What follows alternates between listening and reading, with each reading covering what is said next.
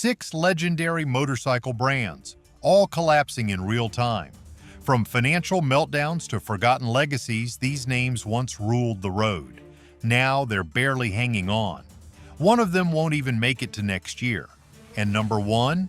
It's the most heartbreaking fall in motorcycle history of all time. Number 6. Harley-Davidson. The legend is breaking. There was a time when owning a Harley meant something more than just riding a motorcycle. It was rebellion. It was pride.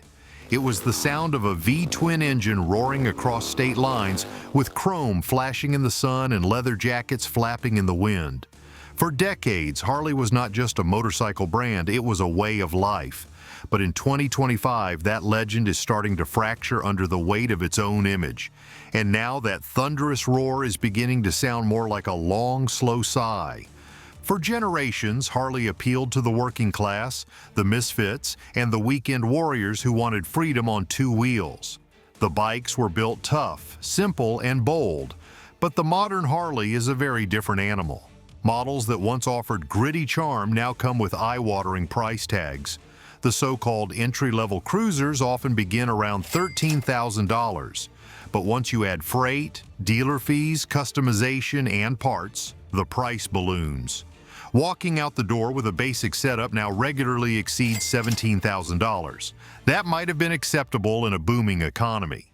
But with inflation, higher interest rates, and dwindling discretionary income, those numbers sting. Then there are the touring bikes. The Road Glide, the Street Glide, and the Ultra Limited are now regularly priced over $40,000 before any upgrades. For a brand built on blue-collar Americana, this pricing structure feels out of touch. And it's not just about money, it's about value. More riders are asking themselves, is this bike really worth what they're asking? What makes that question even sharper is the technology gap. While Honda, Yamaha, and even Indian are integrating modern digital displays, liquid-cooled engines, cornering-enhanced braking systems, and variable ride modes, Harley is still pushing the same air-cooled Milwaukee 8V twin platform. The engine sounds great. It rumbles with tradition. But that tradition comes at a cost. It runs hot. It lacks refinement. It falls behind in performance comparisons. And when you stack it up against liquid-cooled sport tourers or versatile adventure bikes, it starts to feel like a relic. The one bright spot in recent innovation was the Livewire, an all-electric, performance-oriented gamble that actually impressed in prototype reviews. But Harley released it at nearly $30,000 with a subpar battery range and limited dealership support. Sales were disappointing, and rather than commit to refining the concept, Harley spun Livewire off into a separate company. The message to many riders? Harley was unsure of its own future. The Revolution Max platform also showed potential. Found in the Pan America and the Sportster S, it proved that Harley could still engineer something competitive. But those bikes have been left isolated, stranded without a broader overhaul of the fleet. The rest of the lineup still leans heavily on the past. And that brings us to Harley's biggest problem: its brand identity. The very thing that once made it powerful now makes it rigid. Younger riders are less interested in playing dress-up in leather jackets. They want versatile, nimble, tech-integrated bikes that work in cities, mountains, and everything in between. The cruiser-only mindset feels limiting. The outlaw aesthetic feels like cosplay. Meanwhile, used Harley models continue to saturate the market.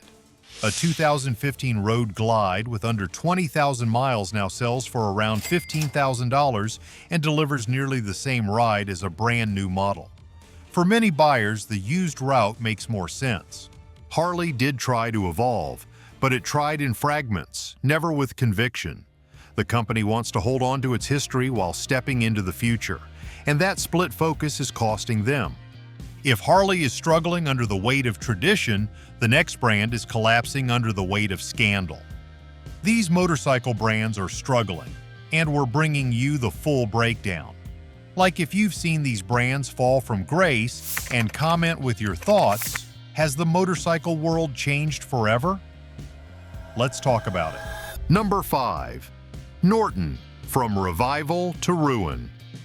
Once a crown jewel of British motorcycling, Norton has become one of the most painful cautionary tales in the modern motorcycle world. This was not just a brand that stumbled, it was dragged through scandal, stripped of its soul, and barely stitched back together. In the year 2008, Garner purchased Norton and made grand promises. He told riders, investors, and the press that Norton would return to its former glory. The classic name would be fused with modern performance, bringing prestige and British craftsmanship back to the global stage. For a while, people believed him. Factories were retooled, sleek concepts were unveiled, and order books filled with eager enthusiasts. The dream seemed real. But behind the chrome and press releases, something far more rotten was growing. In the background, Garner was misusing pension funds, taking orders for motorcycles that were never built, and running the company with little accountability. By the year 2020, the facade collapsed.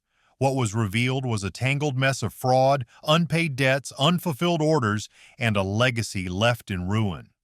Customers who thought they were on a waiting list found themselves holding worthless receipts.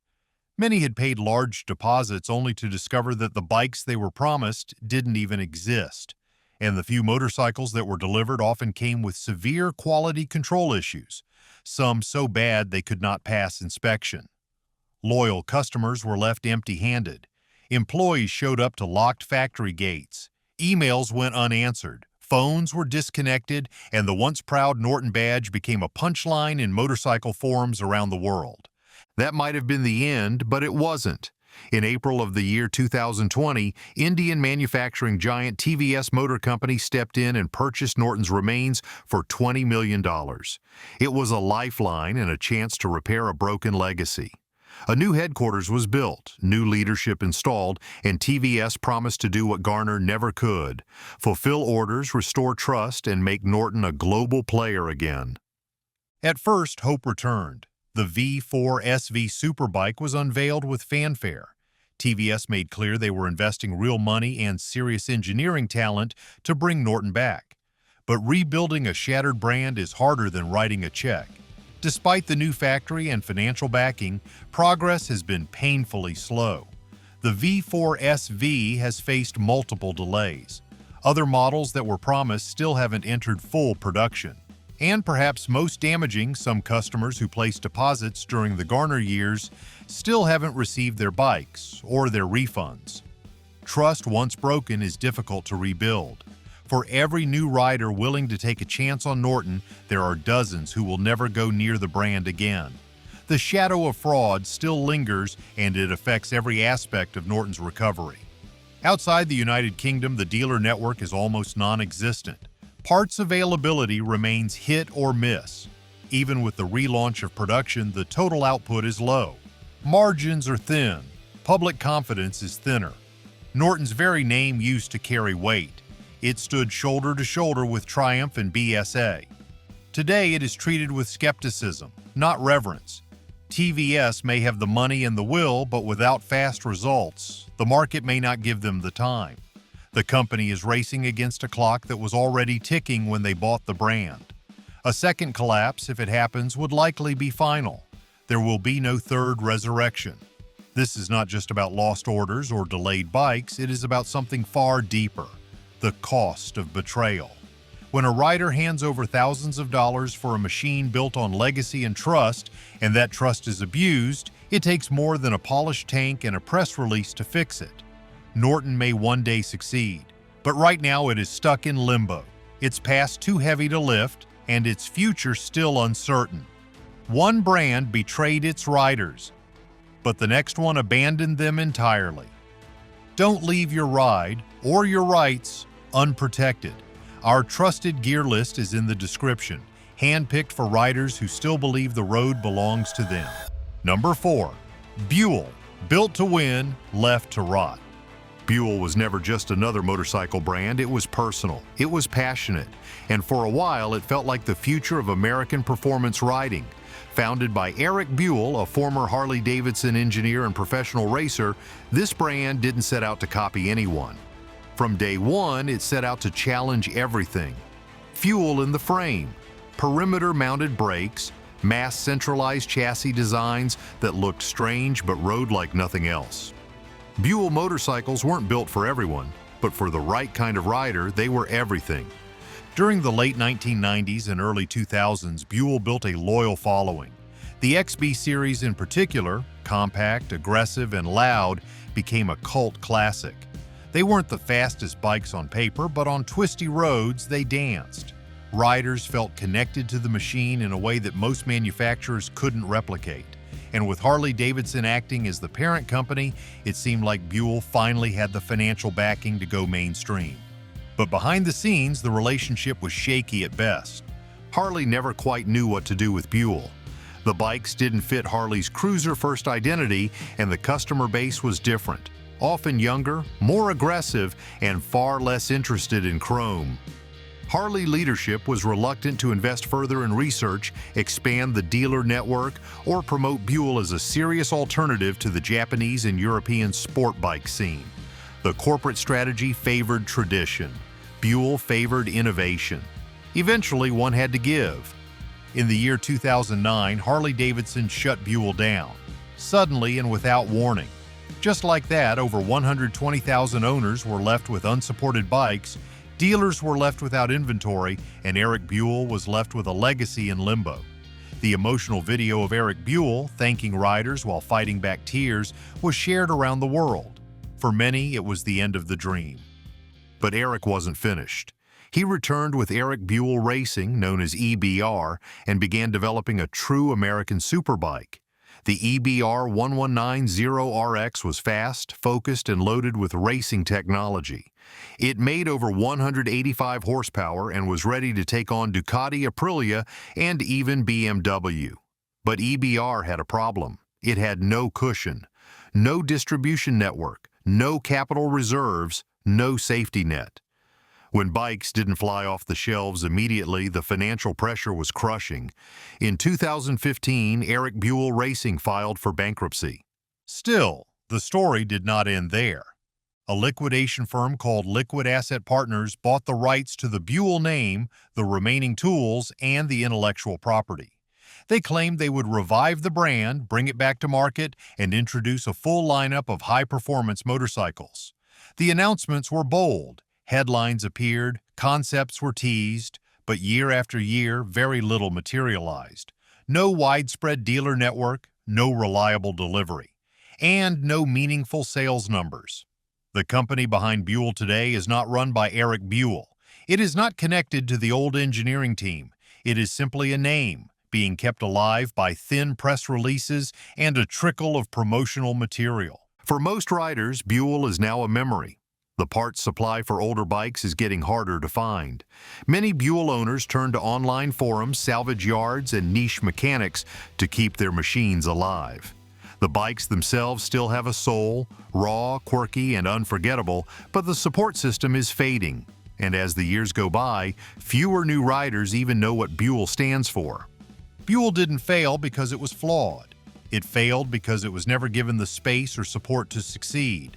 Its innovations were real, its community was loyal, but without corporate backing, consistent funding, and a real dealer infrastructure, even the most brilliant machines can vanish. That's the real tragedy of Buell. It was a brand with brains, soul, and vision, but not enough lifelines. Some brands vanished because they lost support. Others collapsed under the weight of their own ambition. Number 3. KTM, burned by ambition. For years, KTM was the motorcycle industry's ultimate success story.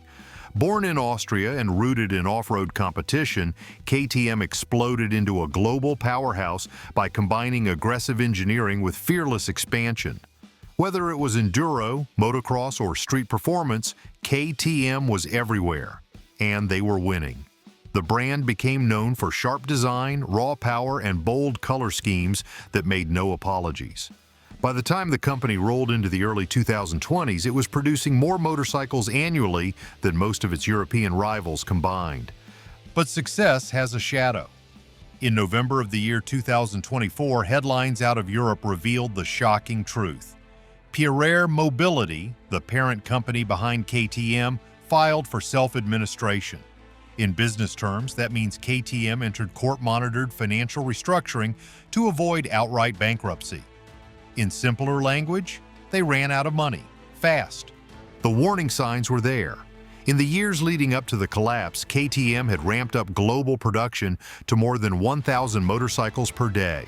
They flooded showrooms in the United States, Europe, Asia, and Latin America, betting heavily on growth in every emerging market. The strategy worked for a while, but when consumer demand slowed, inflation spiked, and supply chains buckled, KTM was left sitting on warehouses full of unsold inventory. Dealers couldn't move the bikes. Customers pulled back on spending. The engine of growth seized. To stop the financial bleeding, KTM made severe cuts. Assembly lines paused. Development for new models was frozen. Over 300 employees, engineers, designers, and logistics staff were laid off. These weren't minor reductions. These were deep structural cuts that hit the core of KTM's identity. The company that once bragged about record production numbers was suddenly struggling to keep the lights on. And this wasn't just a temporary setback. A major part of KTM's previous success came from its partnership with Bajaj Auto, the Indian manufacturing giant. Bajaj helped KTM keep production costs low and volume high. But in the year 2021, Bajaj sold off its KTM shares and the partnership unraveled. Without Bajaj's manufacturing muscle, KTM was left exposed, operating in high-cost regions with razor-thin margins. The small displacement models that once sold in massive numbers were no longer cheap enough to compete. The premium bikes, while still respected, could not carry the weight of the company's global ambitions alone. Meanwhile, the cost of innovation kept climbing. KTM's focus on advanced electronics, suspension systems, and lightweight engineering required massive research and development spending. That kind of investment demands strong cash flow. And cash flow was drying up. The company's stock value plummeted by more than 80% within 12 months. Investors panicked, creditors closed in, and KTM, once the king of the off-road kingdom, found itself asking for more time just to pay its bills. And even racing, once KTM's pride, could not save them. MotoGP, Dakar, Supercross, the trophies kept coming. But trophies do not pay invoices. Winning races helps a brand's image, but when dealers are stuck with unsold bikes and factories are sitting idle, championships lose their shine. In a brutal twist, KTM's reputation for performance excellence began working against it. Riders saw a brand that built incredible machines, but no longer knew whether those machines would come with long-term support. Today, KTM's situation is fragile. Some assembly has resumed. A few updated models are still trickling out, but the damage is done. The dealer network has thinned. The trust of the consumer base is shaken, and the once bold expansion into every market now looks like a dangerous overreach. KTM flew too close to the sun, and the wings are melting. This was not a brand built on gimmicks or empty promises. KTM earned its place in the performance world, but ambition without balance is a dangerous engine. And when a company builds its entire future on nonstop growth, even 1 year of economic turbulence can send it into a tailspin. KTM fell trying to expand. The next one is collapsing because it never evolved at all. Number 2. Moto Guzzi, dying in slow motion. It is not just a motorcycle brand, it is one of the oldest surviving names in the world of motorcycling. Founded in the year 1921 and still operating from its original factory in Mandello del Lario, Italy, Moto Guzzi carries over 100 years of craftsmanship, passion, and heritage. It is a brand soaked in history, known for its air-cooled V-twin engines, shaft-driven transmissions, and unmistakable styling. Guzzis are not fast in a straight line. They are not loaded with the latest tech, but they have always offered something else: soul. And now that soul is fading. In the modern motorcycle world, where performance, electronics, and convenience dominate the conversation, Moto Guzzi has struggled to keep pace. For decades, the company relied on its traditional 90-degree air-cooled V-twin engines, a platform dating back to the 1970s. While Honda, Yamaha, BMW, and Ducati pushed into liquid cooling, cornering ABS, adaptive suspension, and digital ride modes, Moto Guzzi held the line on simplicity. For some riders, that was part of the charm. But for younger riders, raised on smartphones and performance dashboards, it started to feel like neglect. Production volumes reflect the crisis. As of 2025, Moto Guzzi builds fewer than 10,000 motorcycles annually. That is not a typo. In a world where competitors are building hundreds of thousands, Moto Guzzi's output has shrunk to a niche. And that would be fine if they were priced or positioned as luxury machines. But they are not. Guzzi has tried to compete in the middleweight and adventure touring segments with machines like the V7 V9 and the V85 TT, but they have been largely outgunned by competitors on performance, availability, and technology. The V85 TT, for instance, is a beautiful retro-styled adventure bike with real touring credibility. But with just 80 horsepower, limited rider aids, and spotty dealer support, it struggles to compete with faster, more modern rivals. It feels honest. It feels mechanical. But in today's market, that is not always enough. In 2022, Moto Guzzi launched what was supposed to be a turning point, the V100 Mandello. It finally introduced liquid cooling, electronic rider modes, semi-active suspension, and more. It was, by all accounts, a proper modernization of the brand. But a single model cannot carry an entire company. And while the V100 impressed critics, it did little to address the underlying issues: shrinking dealer networks, aging customer demographics, inconsistent parts availability, and minimal global presence. Outside of Italy and a few passionate pockets in the United States and Europe, Moto Guzzi barely exists. In some major cities, there is not a single dealer. In others, parts take months to arrive. That kind of inconsistency makes ownership feel risky, especially when buyers can walk into any Honda or Yamaha dealership and get service the same day. Even among vintage collectors and passionate owners, frustration is growing. Financially, Moto Guzzi survives because of the Piaggio Group, the same conglomerate that owns Vespa and Aprilia. But Piaggio's focus is clearly elsewhere. Vespa sells in massive volumes. Aprilia wins championships and races. Moto Guzzi? It lingers. The historic factory is iconic, but it is expensive. Modernizing it has been slow. And in a corporate landscape that values volume, speed, and margin, Moto Guzzi increasingly feels like an emotional relic that no longer makes business sense. The loyalists are still out there.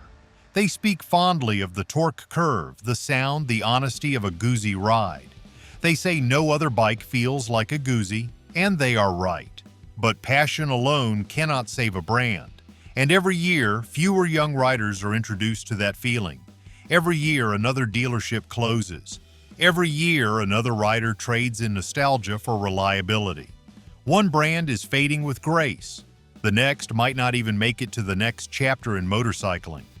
Behind every failed brand is a bigger story, and we've researched every angle for you. Like this video if you agree, and comment to share which of these brands you think still has a shot at redemption. Subscribe to stay updated on more in-depth stories like this. Number 1. Indian. A comeback coming undone. Indian Motorcycles was supposed to be the miracle, the impossible comeback story. After decades of bankruptcy, mismanagement, and brand licensing disasters, the Indian name finally returned in the year 2011 under the powerful backing of Polaris Industries.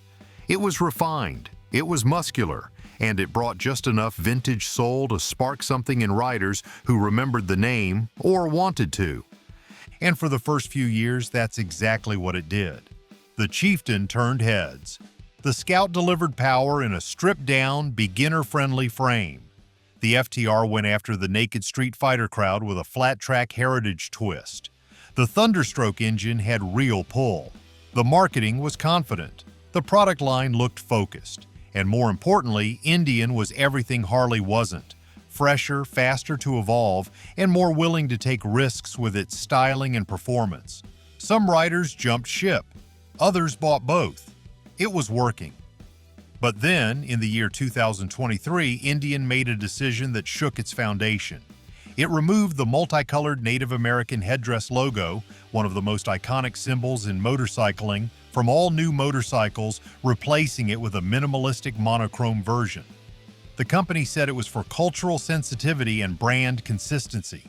The message was modern, but the reaction was not. Forums exploded. Loyalists called it betrayal. For many longtime riders, the logo was more than just a badge. It was emotional. It was the connection to Indians' mythic past, to a story that had survived wars, ownership changes, and financial ruin. When that logo disappeared, so did something deeper, a sense of identity. For a brand built on legacy, symbolism matters.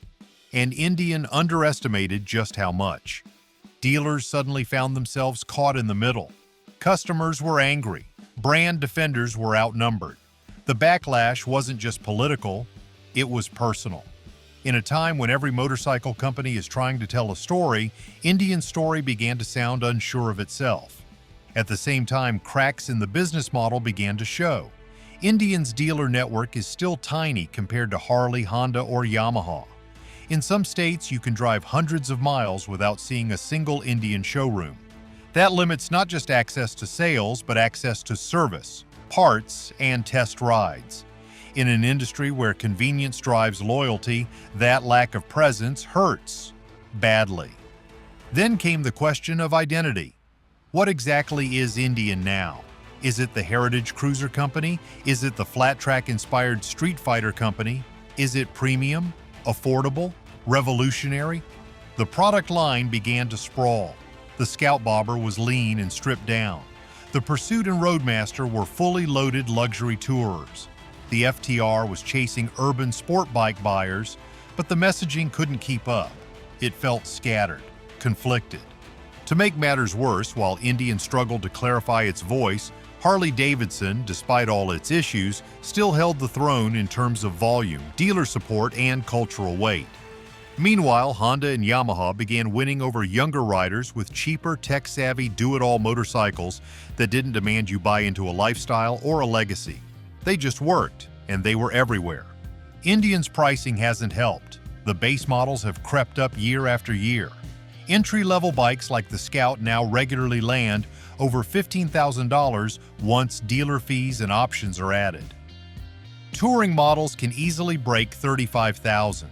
For a brand that was supposed to offer an alternative to Harley's bloated pricing, Indian has followed the same path. Now, Indian faces the worst kind of threat: slow erosion. The bikes are still beautiful, the performance is still real, but the emotional connection, the thing that powered the comeback, is fading. New riders don't feel it. Older riders feel like they've lost it. And Polaris, for all its financial muscle, hasn't shown the willingness to double down on fixing the narrative. The bike industry is facing some serious changes, but if you think the bans are shocking, wait until you see what's happening with gas-powered bikes. Check out our previous video, Gas Bikes Are Getting Banned Across 12 U.S. States. Bikers are furious, to learn more about the growing crackdown. Like, if you want to keep these conversations going, comment with your thoughts and make sure to subscribe for more updates.